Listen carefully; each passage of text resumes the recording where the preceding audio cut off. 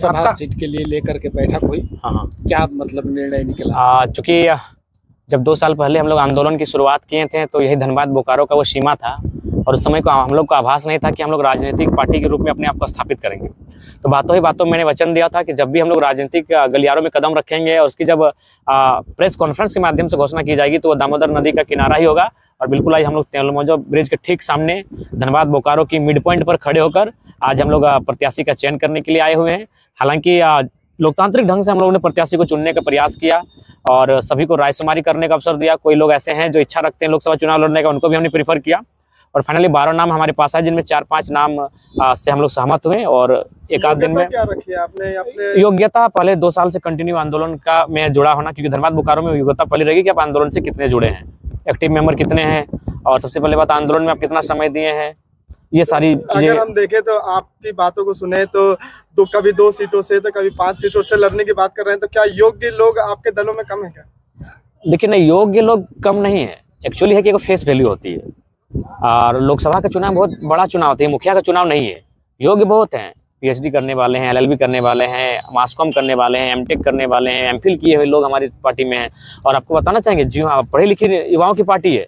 लगभग 6 लोग हैं हमारे जो केंद्रीय कमेटी में जो पीएचडी कर रहे हैं, आईएसएम से पीएचडी किए हुए डॉक्टरेट लोग हमारी पार्टी में महासचिव के पद पर हैं। पढ़ी लिखी और योग्यता की कोई कमी नहीं है, बस ये है कि फेस वैल्यू और जो भी कारण रहे। अगर हम देखें तो बीजेपी के तरह आप भी फेस वैल्यू पे ज्यादा ध्यान दे रहे हैं। देखिए लोकसभा का चुनाव आपका फेस वैल्यू मायने रखता है, क्योंकि हर एक गांव तक जयराम महातो नहीं प्रचार के लिए जा पाएगा, वहाँ उस कैंडिडेट का फेस वैल्यू मायने रखता है। तो वो चीजें थोड़ा सा, क्योंकि मात्र 2 साल हुआ हम लोग का आंदोलन का और पार्टी बढ़ा हुआ लगभग 1 साल भी नहीं हुआ है, जून के महीने में पार्टी बढ़ाए है। तो ये चीजें थोड़ा सा यथार्थ की राजनीति करने वाले हम लोग इस चीज को देख रहे हैं अपने खापी के रूप में। लेकिन मेरा मानना है कि हम लोग अपनी ऊर्जा को सबसे महत्व रखते हैं और भले उनकी फेस वैल्यू नहीं है, लेकिन जब हमारे प्रत्याशी की घोषणा होगी गांव-गांव तक हम लोग आसानी से चले जाएंगे। कितना टसन होगा धनबाद लोकसभा जो कि बीजेपी एक भोजपुरी स्टार को उतार करके, क्या असर पड़ेगा जेबीकेएसएस पर? अभी तक शायद कंफर्मेशन नहीं हुआ है वो। अच्छा, पवन सिंह जी का लगभग भारतीय जनता पार्टी से आपका आंदोलन धनबाद और बोकारो रहा, लेकिन आप धनबाद और शोभा छोड़ के अब गिरिडीह लोकसभा में क्यों लड़ रहे हैं? बिल्कुल, आपकी बातों में पॉइंट है और मेरे सवाल का जो उत्तर होगा उसमें भी पॉइंट है। लड़ने का रीजन ये है कि मेरा जो खुद का वोटर आईडी है, जब हम खुद बात करते हैं कि भाई जिनका यह वोटर आईडी रही, जो लोग इस क्षेत्र के रहे हुए लोग लड़ते हैं, तो मेरा खुद का वोटर आईडी गिरिडीह लोकसभा में है।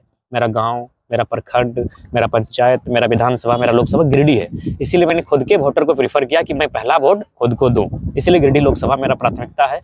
जयराम जी, 2 सवाल एक साथ पूछना चाहूंगा समय का अभाव को भी देखते हुए। सबसे पहला तो ये कि जो आपके दल और आपके दल के प्रत्याशियों ने, लोगों ने जो बाहरियों के लिए जो शब्द और वानियों का इस्तेमाल किया, तो कितना साथ लगता है मिलेगा बाहरियों का? दूसरी बात कि अगर हम तब की बात नहीं कर रहे हैं कि आप हार जाते हैं, तो मैं तब की बात करता हूं कि अगर आप जीत जाते हैं तो आप किस गठबंधन को साथ देंगे? आप इंडी गठबंधन का साथ देंगे या एनडीए गठबंधन का साथ देंगे? देखिए, सबसे पहली बात है उस समय 2 चीजें होंगी जिनका साथ देंगे, उनसे एक बार चर्चा होगी कि आप हमारे मुद्दों के साथ कितने हैं, हमारे जो स्थानीय मुद्दे हैं उनके साथ आपकी क्या प्रतिक्रिया है। और दूसरा राय होगी जनता के साथ कि हमको किसके साथ जाना चाहिए, क्योंकि आज सोशल साइट्स का जमाना है। हम लोग तुरंत ट्विटर में कैंपेन कर सकते हैं, हैशटैग अभियान चला सकते हैं और वहाँ से एक मैसेज हमारे सामने सर्कुलेट होकर जब आएगा, या फिर हम लोग एक टोल फ्री नंबर जारी करेंगे कि हमें किसके साथ जाना चाहिए। तो जनता से पूछ के और अगली पार्टियों से अपने क्षेत्र की रजामंदी लेके हम लोग उस पर सोचेंगे। बाहरी वोट पे क्या कहना चाहिए? देखिए, सबसे पहली बात तो हम ये कहना चाहेंगे कि जिस प्रकार हमारे लोग महाराष्ट्र में रहते हैं, जिस प्रकार हमारे लोग तमिलनाडु में रहते हैं, उस प्रकार हमने कभी किसी को नहीं, हमने कभी भी नहीं कहा ये बाहरी भीतरी की लड़ाई है। हमने ये कहा कि बंगाल हमारा बड़ा भाई है, उसके पास 88,752 वर्ग किलोमीटर है। बिहार हमारा मंझला भाई है, उसके पास 94,163 वर्ग किलोमीटर का जमीन है। उड़ीसा हमारा संझला भाई है, उसके पास 1,55,707 वर्ग किलोमीटर है। और झारखंड सबसे छोटा है, इसके पास 79,714 वर्ग किलोमीटर है। अब मेरा सवाल ये है, अभी देखिए कल का रिजल्ट आया, 61 में से 39 यूपी बिहार के हैं। बताइए ये अन्याय है कि नहीं है? ये भारी भीतरी लड़ाई नहीं है भैया। कुछ लोग हैं, कुछ लोग नहीं, हमारे बड़े भाई हैं। अगर भारत एक देश है, लेकिन आपके संगठन के लोग तो लगातार बाहरियों को ही नहीं, हमने कभी नहीं कहा। हमने ये कहा कि बड़ा भाई और छोटा भाई में बंटवारा हो चुका है, हमें जो बंटवारा मिला है उसमें हम साग लगाएं, सब्जी लगाएं, वो हमारा मैटर है। आपके पास जो बंटवारा है, यानी आपके जो राज्य की नौकरियां हैं, आप उस पर अपना अधिकार जमाएं, हमारे राज्य की नौकरी पर अधिकार हमारा रहे। बताइए 61 में 39 बाहर के लोग ले गए, तो बताइए झारखंड क्या करेगा? यहाँ के लोग अपराधी बनेंगे, यहाँ के लोग कोयला ठेलेंगे, यहाँ के लोग बालू ठेलेंगे, क्या करेंगे यहाँ के लोग? आप ही बताइए, ये कहाँ से समय किसी भी दृष्टिकोण से उचित नहीं है। तो हमारी मैटर करेगा ना चुनाव में? देखिए मैटर करेगा, लेकिन हमारा स्टैंड क्लियर है भाई, हम लोग स्थानीयता पर हैं। ऐसा नहीं है अगर महाराष्ट्र में किसी झारखंडी के वोटर कार्ड है तो वो जाके चुनाव लड़ता है और महाराष्ट्र किसी नेतृत्व को स्वीकार करता है। तो ये चीजें होनी चाहिए। लोगों का साथ मिलेगा? अब बिल्कुल मिलेगा। जो दबे कुचले लोग हैं, शोषित पीड़ित लोग हैं, उनका भरपूर हमें साथ मिलेगा। जिनका जीवन अभाव से बीता है वो हमारे साथ हैं। मेरा एक सवाल रहा, सुदेश महतो आपके ऊपर हमला है, नाम तो नहीं लेते लेकिन आड़े हाथ लेता है कि एक मुखिया का चुनाव नहीं जीत पाता है तो बड़े ख्वाब देखते हैं। देखिए, भारत एक लोकतांत्रिक देश है, ख्वाब देखना बुरा बात नहीं है। और इस जब जनता हमसे चाह रही है, हमने तो कभी नहीं चाहा कि हम लोग चुनाव लड़ेंगे, जनता ने चाहा है। तो अगर जनता ने चाहा है तो हम लोग आते हैं। अगर अवसर मिलेगा तो सेवा करेंगे, नहीं मिलेगा तो सड़क में सेवा करेंगे, और मौका मिला तो सदन के भीतर से सेवा करेंगे, सेवा की बात करेंगे।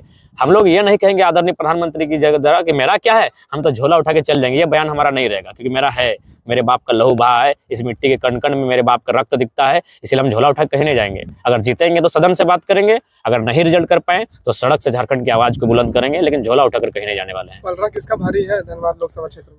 धनबाद लोकसभा क्षेत्र में आपके संगठन से? हमारे संगठन से तो ऐसे दमदार प्रत्याशी सामने नहीं आए हैं, लेकिन हम लोग उम्मीद करेंगे कि संगठन एक टीम यूनिट के रूप में काम करें और उस प्रत्याशी को जीतने की स्थिति में लाके खड़ा करें। 2 दिन में हम लोग घोषित कर देंगे। धनबाद में हमेशा खूनी खेल होता है और अक्सर देखा जाता है कि यहाँ पिस्तौल बारूद की राजनीति होती है। आपके जितने भी नामांकन आप नामदर्ज बता रहे हैं, ये युवा है, इनके पास ना मनी पावर है, ना ही इनके पास औजार है, तो ये कैसे उन लोगों का मुकाबला करेंगे? औजार से चुनाव नहीं लड़ा जाता है, औजार असंवैधानिक है, औजार से चुनाव नहीं लड़ा जाता है। चुनाव जो भारत का संविधान है उस दायरे से लड़ा जाता है और हम लोग उस दायरे से चुनाव लड़ेंगे। और जहाँ तक अगर ऐसी परिस्थिति सामने आएंगी तो हम लोग पीछे नहीं हटेंगे।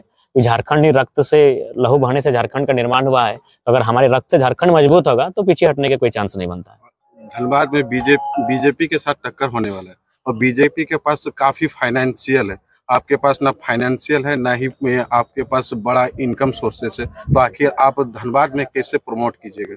देखिए, उसके लिए जनता है, मीडिया बंधु हैं जो विचारधारा को हमारे गांव तक लेकर जाएंगे। आज सोशल मीडिया, इंटरनेट का जमाना है और नरेंद्र मोदी आदरणीय अगर प्रधानमंत्री बने तो इंटरनेट का बहुत बड़ा रोल है। 2014 से पहले हम भी सच में नहीं जानते थे उनको। 2014 में उनसे हम परिचय हो पाए कि वो 3 बार के मुख्यमंत्री हैं, जबकि उससे पहले नहीं जानते थे। तो इंटरनेट का जमाना है, हम लोग इंटरनेट हमारा सहयोग करेगा। इंटरनेट के भी साथ साथ हम लोग ग्राउंड पे भी हैं।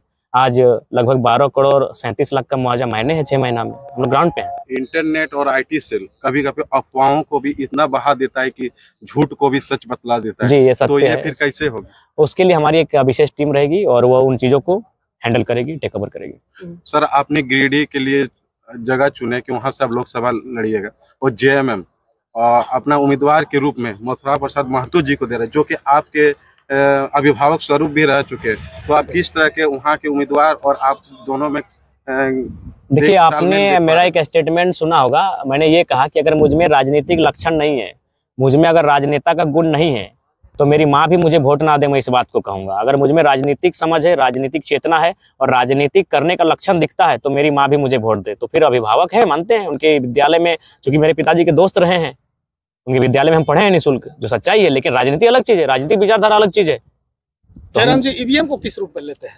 देखिए, चूंकि जब धरती से रह के चंद्रयान को हैंडल किया जा सकता है तो EVM को किया जा सकता है, लेकिन बहुत भारी पैमाने पे EVM का प्रयोग होता है। तो हमारा एक साधारण सा युवा जो IT का स्टूडेंट नहीं है, कह पाना थोड़ा सा जल्दबाजी हो। सर, EVM के बारे में मैंने सर्च किया था तो देखा था कि जितना वोटिंग होता है, जितने वालों के लिए वहाँ 60% आते हैं और हारने वालों में 30% आते हैं। और बाकी का अगर कोई नाम भी दर्ज करा के छोड़ देता है तो 1500 से 3000 आता है। तो देखिए, इसके लिए देखिए, सुनिए आदरणीय सम्मानित पत्रकार महोदय, भारत एक लोकतांत्रिक देश है, यहाँ 80 करोड़ मतदाता हैं। तो 80 करोड़ में कम से कम तो उसका 10% लोग भी अगर सड़क पर आ जाएंगे EVM के खिलाफ, तभी तो लोग विश्व पर ये मैसेज जाएगा। हमारे और आपके कहने से तुरंत बदलाव नहीं आएगा। इसीलिए अगर वास्तव में EVM देश के लिए बेहतर नहीं है तो यह देश की 80 करोड़ जनता को पहले अपने आप में राजनीतिक चेतना लाने की आवश्यकता है, उसके बाद EVM पर बात उनको करनी